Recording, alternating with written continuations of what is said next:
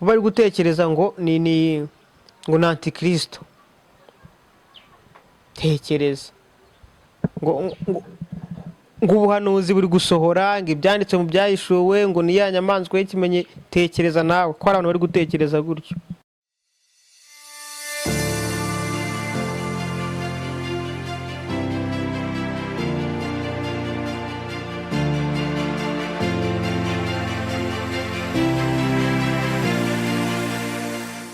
Ikaze mukunzi ibiganiro byacu bya buri munsi, wowe nshuti y'akadasohoka udahema gukurikira ibiganiro byacu.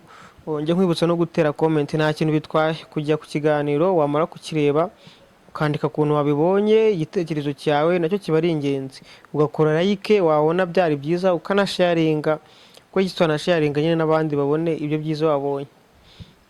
Hano rero narabwiye ngo dukora ibiganiro byinshi bitandukanye, twigira hamwe, dusesengura, tureba amakuru y'ibigezweho, byose tubifatanyiriza hamwe. Intego ari imwe, ari ukwiga no kungurana ubumenyi ndetse no kumenya ibyo tuba tutakagombye, nyine ibiri inyuma y'ibyo twumva. Buriya ntabwo ari byiza no kumva ikintu gusa ngo kireke, kuko ikintu cya mbere ni amakuru, kandi niba ari ikintu abantu bacuruza benshi ku isi ni amakuru. Buriya aka kanya ushobora kwicara ukavuga ngo nta kazi ufite, uri umushomeri, ariko hari ahandi hantu hicaye umuntu uri kuvuga ngo manu wa muntu makazi ko gukora ibintu runaka, kandi nawe ibyo bintu akaba ari byo uri gushakira akazi. Hakaba ari wenda tuvuga urugero, iyo uzi wenda gukamera no kweditinga, uricara ukabura akazi, ariko hari umuntu uri kuvuga ngo yabuze umuntu ku mushahara wose yamuhemba, yamubuze. Niyo mpamvu rero ikintu cya mbere ni amakuru. Ikintu cya mbere ni amakuru, kandi nta nubwo umuntu ari ikisa, ntabwo umuntu ari akanyoni kaguruka kigwira mu giti gusa. Oya, ubuzima tubufite nyine ngo dutekereze, tubwigeho, twanarize, turebe. Ntabwo nyine ari ukubaho gusa ugenda, kuko amakuru uba ukeneye kuyumva haba hari ahantu uzayakoresha, ahantu uzabikenera. Uyu munsi rero tugiye kuganira gatoya ku itangwa ry'irangamuntu koranabuhanga ziri kuza mu Rwanda. Iki ni igikorwa kinyamibwa, kubera ko turi mu bihugu bikeya muri Afurika ubundi biri gukora iyi test. Kwanza nta nubwo bikiri muri test twebwe, kuko abambere ndakeka baraheri Butare, ubu ngubu bari amasiti Kigali n'ahandi bari kubikora. Ibi bintu rero byahombye kuba nyine ari ibintu twese twishimira, kuko ni iterambere ry'igihugu, na achievement ikomeye cyane. Ndakubwira ko mu bihugu 54 byo muri Afurika turi mu bihugu bya mbere. N'ibihugu uri gutekereza ko bikize, ibyo uri gutekereza muri Afurika ntago barakora kino kintu. Ariko u Rwanda nk'igihugu gihora imbere, gihora ku gasongero, ibintu byacu bihora imbere, na muzehe wacu pike, igihugu kikaba kiri kubigerageza. Ibi bintu nyine yagombye kuba ari ibintu buri wese yishimira cyangwa avuga ati ni sawa. Ariko ikintu kibabaje ni uko hari abantu mperutse kuganira nabo, nkumva bari kubitwara nyine mu yindi sanse, nkumva bo bafite ibindi bitekerezo bihabanye n'ibyo ngibyo mbabwiye.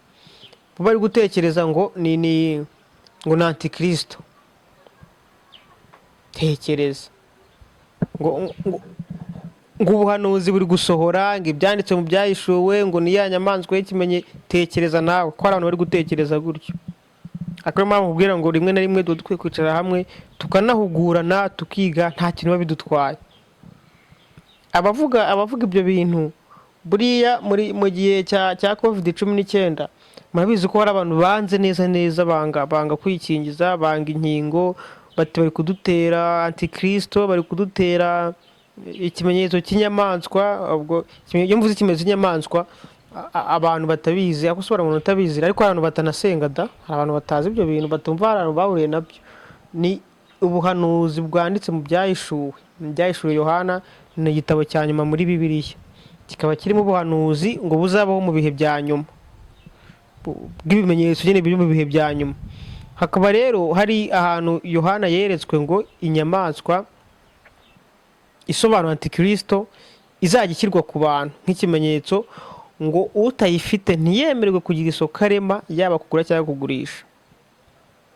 Ibi bintu rero cyangwa iriza ry'izo nkingo za COVID-19, abantu benshi baravuze bati ni ibi nta bindi. None wakubitiraho ko ari cyitwa microchips. Microchips ni kaka gato bashobora gushyira mu muntu, hanyuma yajya nko gufungura urugi akaba ari ugutunga nk'akaboko kakamenya ko ari we kandi afite access yo kwishyura abantu agafunguka.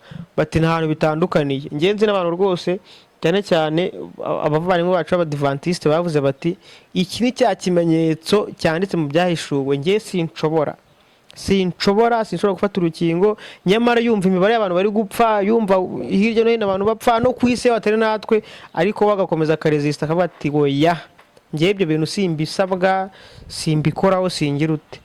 Ibyo wenda biza kurangira, tugira Imana covid irarangira, abo nabo bagiye bigishwa. Nyega ko covid ijya gushira nta muntu wari ufite iyo myumvire yo kuvuga ngo na antikristo, abantu bose barabyumvishe kubera ko na leta yacu nta n'uwihonyora, ahubwo yabyuzaga mu kwigisha igatanga facts, kubona hano bapfuye. Icyo utabona ni ikihe? Ubu rero aka kanya nta wanga iterambere, buriya hari ikintu udashobora kurwanya niyo nyine utaburi kucyumva, ariko nyine usabwa kucyumva, kubera ko n'uwo muntu nubwo yaba turikunda kubyitirira abantu bakuze, ariko natwe usanga atari abantu bakuze gusa, ahubwo bisaba nyine kwagura imitekerereze. Nawe utekereza niba umuntu avuga ngo iyo rangamuntu ngo na antikristo bashaka kuduha, ngo ni ikimenyetso bari kuduha, nkibaza si uwo muntu ko atunze telefone cyangwa kakoresha telefone yo kuki atavuga ngo ni ibyo ngibyo, kuki atibaza ko icyo kimenyetso nabo bagishobora kukinyuza aho ngaho. Indangamuntu rero ahantu bashingira, reka tugane wenda ahantu batanabyumvishe twigire, ni irangamuntu koranabuhanga. Murabizi twari dufite indangamuntu bagendaga bakabarura bagafata imyirondoro yawe bakaguha agakarte cyangwa agakadi gato ushobora kugendana kariho imyirondoro yawe ushobora nyine gukoresha, umuntu ashobora kumenya yibanze yose. Hariho na kode iriya mibare buriya 16 yabaga ibitse amakuru yawe. Noneho iyo koranabuhanga yo nayo ni indangamuntu, ariko ikabirangamuntu ishobora gukusanya amakuru yose, noneho ntibiri mu buryo buri hard ndabivuga gute, uburyo bufatika kuko irangamuntu wayigendanaga ahantu hose ugiye, ukavuga irangamuntu ndayikenera, ndayisabwa, ugiye kwa prayinga ukavuga ndayisabwa. Ariko akaba hari imbogamizi, kubera ko buriya ikoranabuhanga cyangwa nayo yayi ikintu izira ni ukugira ngo igabanye imvune abantu bagira, noneho iyi rangamuntu umuntu yashoboraga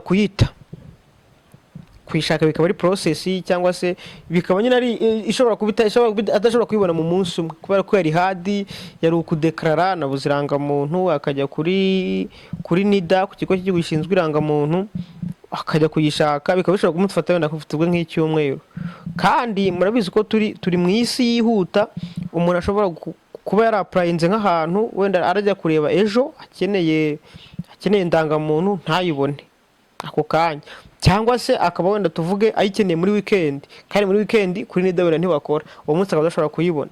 Noneho ikintu ikoranabuhanga ridufasha ni ukoroshya ubuzima no kugabanya izo risike, kuko no kubona n'ahantu umuntu ayikenera hagenda hiyongera. Hanyuma iyo koranabuhanga ikaza yo ivuga ngo ntabwo tuzajya tuguhira hadi ushobora kujugunya uhangaye kuyishaka, utumutwe utanga amatangazo y'uko wayibuze, oya, ahubwo twebwe turaguha iyo mibare kode ikuranga, n'ubundi uyigendane cyangwa se uyifate mu mutwe. Izo zikaba ari kode bari guha umuntu, bazajya baha umuntu, hanyuma mu cyimba cyo kugendana iyo ngiyo iri hadi, ahubwo noneho akagira iyo kode, ku buryo nugera ahantu bakakubaza bati zana irangamuntu yawe, urabizi wageraga nko kuri polisi zana irangamuntu yawe, wagera nko kuri MTN nk'ubu mukamvuye guswapisha bakakubwira bati zana irangamuntu yawe, ukaba usanga wanayibagiwe. Ukaba ushobora gusanga uziye wenda gufata moto kandi ufite amafaranga kuri simukadi, niyo uri kugenderaho utaye telefone, irangamuntu ibaye ikibazo kubera ko ntushobora guswapisha udafite irangamuntu, bikaba ikibazo. Noneho iyo tekinoloji yaza, igihugu cyacu cyatushyira mu ba mbere bagize nk'ibyo bintu, kuko urumva ni ibintu bundi by'ubudasa.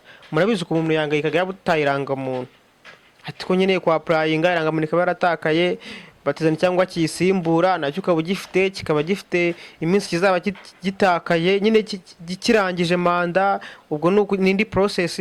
None ibyo bintu byaza aho kugira ngo byishimire, nkahura n'umuntu bari kumbwira ati noneho birarangiye, turatanzwe, tugiye ikuzimu, tugiye hehe, nivuga ati ngere ntayo nzafata. Mu gihe bari koroshya ubuzima, bari koroshya izo risike zose zo kuyita ari kode bagiye kumuha. Ahangaha rero nubwo nta bushakashatsi bwinshi wenda nabikoreye, ariko reka abantu bamara impungenge, ni tekinoloji nyine. Nujya gutekereza ikibi jya ubanza utekereze n'ikibazo baba bashaka gukemura. Ese koko icyo kibazo kirahari? Nk'uko muri COVID-19 utarabyumvaga barambwiraga bati i Musanze hapfuye abantu 10, hano hapfuye abantu, urashingira ku cyo uvuga ko ari ikimenyetso bari kubashyiramo. Igihugu kibareke se cyangwa umuntu akageraho akabyumva?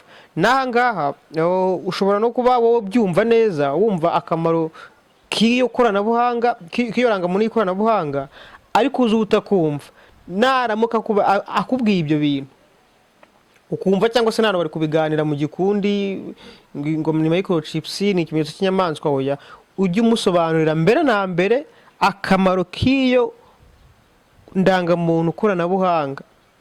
Umubwire ko aho kugendana irangamuntu gusa, ushobora kuyita, ushobora guhangayika ushaka irangamuntu, ushobora kujya guswapisha n'urugero ruto mbahaye ugasanga irangamuntu wanayibagiwe, bikarangira bikugoye ukajya gutega usubirayo. Ni impamvu nyinshi cyane. Ugiye guhabwa kode noneho gusa ukajya ugera ahantu ukavuga uti kode yanjye wenda ni 1155, ikibazo kikaba kirakemutse, irangamuntu ukaba urayitanze. Si ibyo gusa kandi jya umubwira uti uretse kuba yoroheje ubuzima cyangwa yoroheje kugendana ibi byangombwa, izabiko n'ibindi bintu.